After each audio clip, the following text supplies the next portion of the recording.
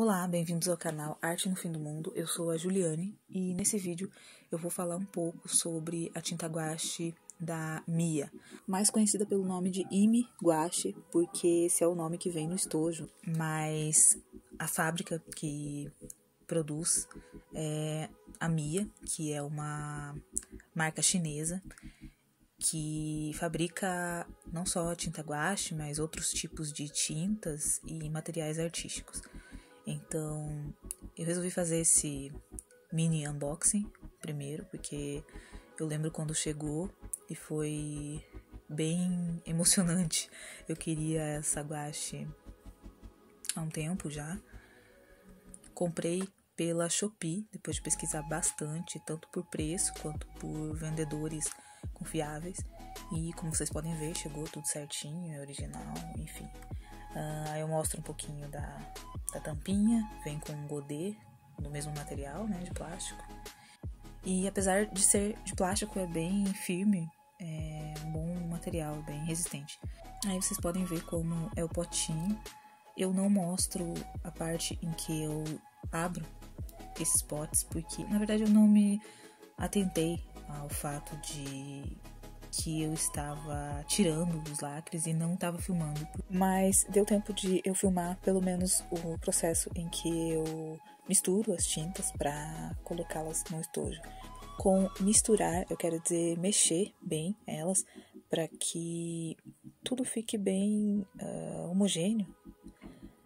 Afinal, elas vêm de fábrica com uma textura meio estranha, às vezes com um líquido por cima de tudo ali. Então é bom sempre misturar qualquer tinta que venha nesse tipo de potinho antes de usar. Bem, agora eu vou começar a preencher a tabela de cores.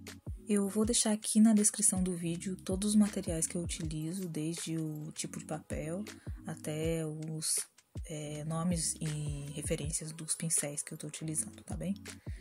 Então, eu organizei essa tabela de cores da seguinte forma.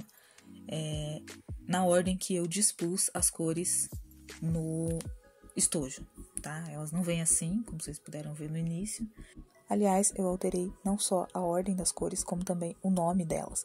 Eu fiz isso pelo mesmo motivo que eu faço com qualquer outro material, seja lápis de cor, giz, etc. Eu uso o nome que eu acho que faz sentido para mim, o nome que eu acredito que seja o nome daquela cor mesmo. Eu acho que designar corretamente a cor é a melhor forma de você se encontrar quando você quer fazer uma pintura ou misturar cores, enfim. Pra mim isso funciona, mas quem quiser as referências oficiais é só procurar aí pela internet que vai acabar encontrando. Nessa parte, a minha intenção é só pintar com as cores puras mesmo. Vocês vão ver que eu faço o teste de transparência ou diluição, né, em água, de outra maneira. Aí eu gosto de ver como que as tintas se comportam apenas com o pincel úmido. Eu aponto para algumas cores que logo de início eu já percebi bastante diferença em relação ao que está no estojo e quando a gente coloca no papel. É comum, pelo que eu percebo, a guache que parece muito escura, quando secar no papel ela vai ficar mais clara, e o inverso também, quando a guache é muito clara ou viva, quando você coloca no papel ela tende a ficar mais opaca, mais, enfim, apagadinha, mais escura. Aqui eu tento mostrar a diferença entre os dois brancos que vem nesse estojo, mas eu acredito que pelo vídeo não fique tão nítido quanto aqui pra mim, pessoalmente. Então eu elaborei uma outra tabela só pra tentar mostrar o máximo de características sobre essa tinta, coisas que eu achei importante mostrar, né? Como o nível de cobertura, de sobreposição, a diferença entre os brancos e o nível de transparência. Eu acredito que dessa forma a gente consiga ver as características básicas que qualquer guache precisa atender, né, pra gente conseguir trabalhar com ela, enfim, para que a gente possa chamar de guache. Aqui eu só estou apontando para algumas cores que eu senti bastante diferença, né, em relação às outras. No caso, o preto, o azul Prússia e o rosa também um pouco. Eles são muito mais líquidos e com uma textura que lembra muito mais uma cola do que uma tinta. São as únicas cores que eu não gostei muito da textura.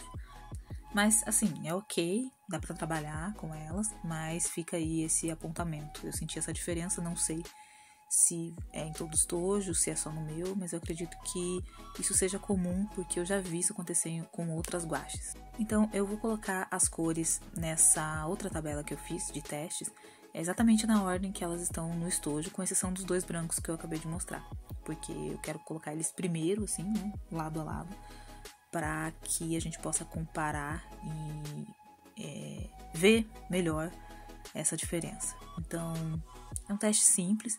Eu resolvi usar 3 cores, que são o amarelo, o vermelho e o azul, e mais o preto, para a gente ver o quanto as tintas cobrem umas às outras, o quanto ela reativa com uma camada nova por cima, e enfim, esse tipo de coisa que a gente geralmente faz quando a gente está pintando mesmo.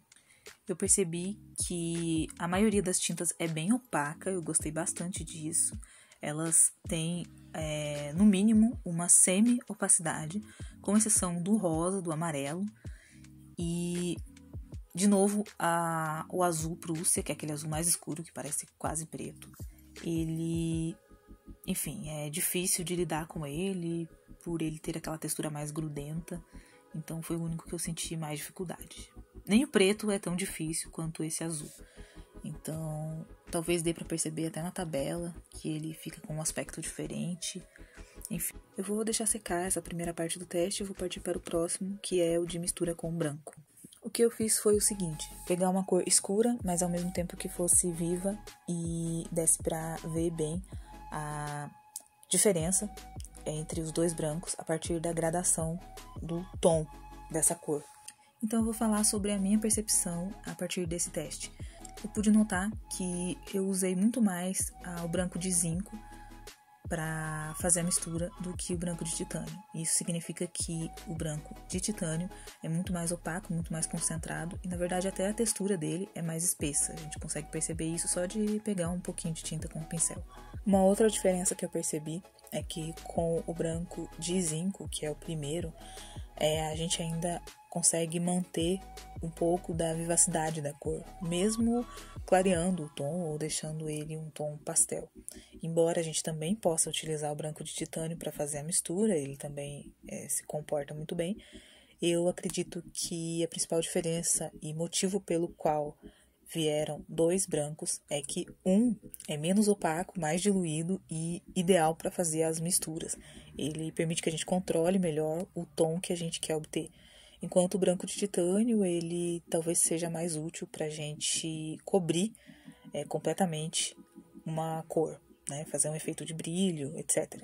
Mas ambos podem ser utilizados para fazer as misturas.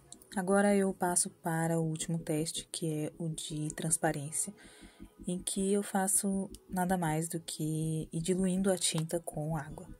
Eu percebi que, mesmo colocando bastante água, é difícil de deixar essa tinta totalmente transparente. E mesmo quando a gente consegue alguma transparência, ela fica com um aspecto mais seco, menos vivo do que ficaria com uma aquarela, por exemplo. Então, apesar de saber que muitas guaches podem ser diluídas e utilizadas como se fossem aquarela, eu não recomendaria fazer isso com essa tinta específica, porque assim como outras guaches, ela é muito seca, muito opaca, e você não vai obter um resultado parecido como se estivesse utilizando aquarela, sabe?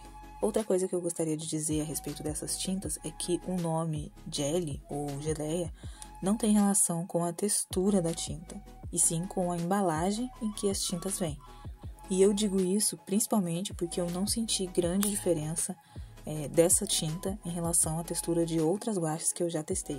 Então eu acho que o diferencial dela é realmente o design da embalagem, mas com relação à textura e, enfim, a composição da tinta não tem nada de muito diferente de outras. Embora no vídeo a gente tenha a impressão de que essas tintas são mais brilhantes, o que pode levar as pessoas a pensar que ela tem uma textura parecida com uma geleia ou um gel, como o nome sugere, Isso não passa de uma impressão, porque quando a gente coloca no papel, a gente percebe que o resultado que a gente obtém com a tinta não é diferente do que a gente teria com outras guaches. Bem, agora depois que a tinta já secou bastante, eu deixei secar de um dia para o outro aí, então tá bem diferente, né? A gente consegue ver bastante também a diferença entre os dois brancos. Então, uma dica que eu dou é que se você não sabe qual é o branco de titânio, ele é sempre o mais espesso, o mais branco, o mais pesado, o mais opaco, tá? E também conseguimos ver o resultado de outras cores ali, como as cores mais claras, que não cobrem tanto assim as outras, mas que tem um bom nível de cobertura também. E como eu acho que é possível observar, as cores são bem vivas, bem bonitas. Elas mudam sim depois que a gente tira do estojo, né? Então é sempre importante ter essa paleta de cores ali junto com você para não se enganar no tom e também fazer os testes antes, né? Na verdade, isso é geral, com qualquer tipo de material, não seria diferente com tinta. Mas com a guache especificamente, a gente tem que tomar ainda mais cuidado, porque tem diferença tanto da cor que está no estojo, quando a gente passa para o papel, e o tempo de secagem. Dá para perceber isso até mesmo na parte em que eu diluí com água, porque tá bem diferente, né? Um dia depois de eu ter pintado, ficou com uma aparência totalmente diferente do que quando eu fiz na hora. Bem, eu resolvi fazer uma pintura, algo muito simples, só para realmente mostrar como essa guache se sai, mas enquanto eu faço isso, eu vou também passar algumas informações que eu ainda não falei sobre essa guache, que eu acho importante. Primeiro, essa guache parece ser de uma linha estudante ou estúdio, que dá na mesma.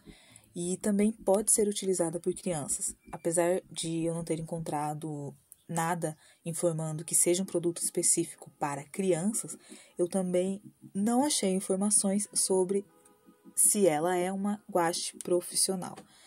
Se não está em nenhum site oficial e em nenhuma resenha patrocinada e não está escrito em lugar nenhum na própria embalagem, então não é profissional. Por isso, eu penso que a gente pode comparar essa guache com as chamadas poster colors comuns, que são, por exemplo, desde aquelas da marca Acrylex, que são bem baratinhas e conhecidas como guache escolar, até outras como as da Sakura, que também fabricam poster colors. Outra coisa que praticamente confirma que essa guache realmente não é profissional é o fato de que a marca promete que esse produto não é tóxico. Mas nós sabemos que muitas vezes os produtos profissionais costumam ser tóxicos. Então isso é mais um indício de que realmente não é um produto profissional, porque esses materiais geralmente vêm com um aviso de que não são próprios para pintura a dedo, de que não é para deixar perto de criança e nem é indicado para que crianças pintem com essas tintas. Bem diferente do que ocorre no caso dessas guaches. É isso que eu tinha para falar sobre essa tinta. Eu espero ter conseguido explicar todos os principais pontos e se você tiver alguma dúvida, deixa aí nos comentários que eu respondo assim que eu ver. E é isso. Eu espero que tenham gostado do vídeo. Se você gostou, deixa um like pra mim. Se inscreva no canal. Me procure também no Instagram, que eu costumo postar conteúdo por lá. É isso. Muito obrigada por ter assistido e até o próximo vídeo.